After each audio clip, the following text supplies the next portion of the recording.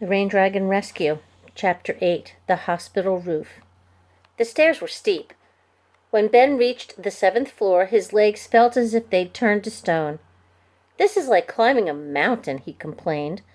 Pearl, eager to get to the roof, scampered up each flight as nimble as a monkey, the bucket swinging from her hand. When Ben finally caught up, she was standing on the last landing. "Floor 10, she whispered. Ben leaned the shovel against the wall. "Don't even think about it," he said, gasping for breath. He pointed to a sign that was tacked to the door. "Floor 10, off limits. Do not enter. Stay out.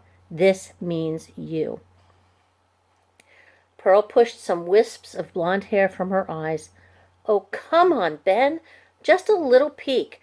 What harm could that do?" "What harm?" His breath was wheezy.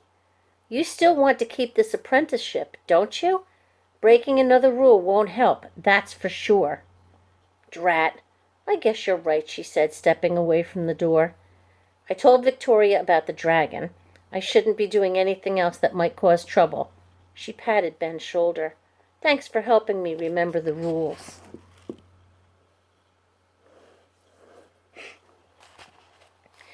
Ben wasn't sure she needed help remembering, but she certainly needed help following. There were 9 steps remaining, and they led to a metal door. Pearl pressed down on the handle. As the door swung open, fresh air streamed in, cooling Ben's sweaty face.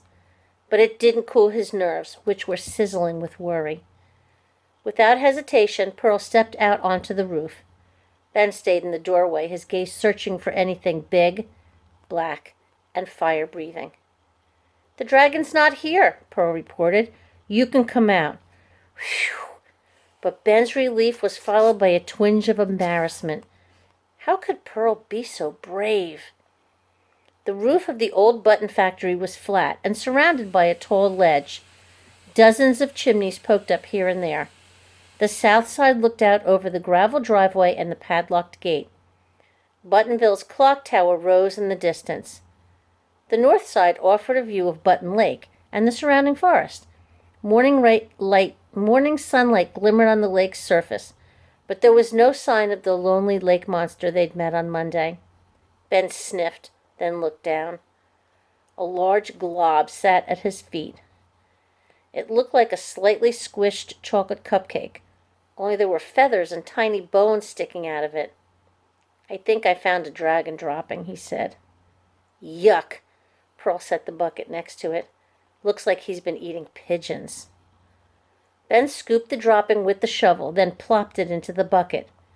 "You keep watch while I clean," he told Pearl, since there was only one shovel.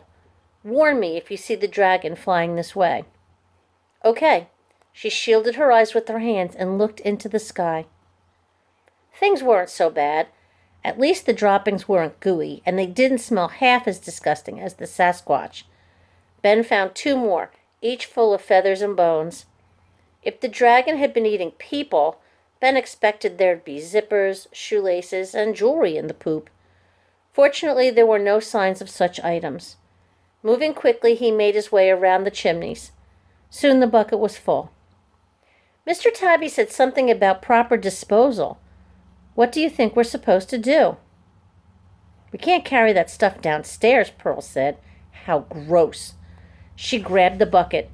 Before Ben could stop her, she dumped the contents over the eastern wall. The grass below had grown into a weed-infested field. The droppings disappeared among the tall blades. "Why'd you do that?" Ben asked. "Now it's fertilizer," Pearl said with a smile. "That seems like a proper disposal to me." Ben shrugged. It was a clever idea, but he had a nagging suspicion Mr. Tabby would have a different opinion. There was one last part of the roof to clean. Hoping with all his heart to finish before the dragon returned, Ben hurried around the largest chimney. He skidded to a stop. "Pearl?" She was at his side in a heartbeat. "Whoa! What's that?"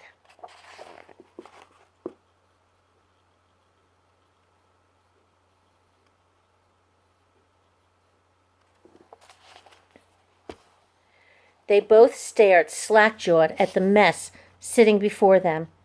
It was a giant pile of stuff, and all the stuff was made from metal. Ben had to squint because the objects shone in the sunlight. "I see a hubcap, a mailbox, and a spatula," he said as they walked around the pile. "There's a bunch of forks, a doorknob, and hey, there's my grandfather's toaster. Look, there's the clock hand from the town hall." Just as Ben was about to grab the toaster, a shadow swept across the pile. "Uh-oh," he said. A very large shape flew right at them. "Run!" Pearl, who'd been brave up until that moment, dropped the bucket and bolted across the roof. Ben, who didn't care about being brave, but who cared a great deal about not getting eaten, dropped the shovel and ran as fast as he could. A thunderous sound followed as the dragon wings beat the air above their head. "Go, go, go!" Ben's brain hollered. "2 more chimneys and then the door. Run, run, run!" Swoosh! A gust of air blew past Ben. A loud thump was followed by the clattering of chimney tiles. The dragon had landed, and he stood right above the exit.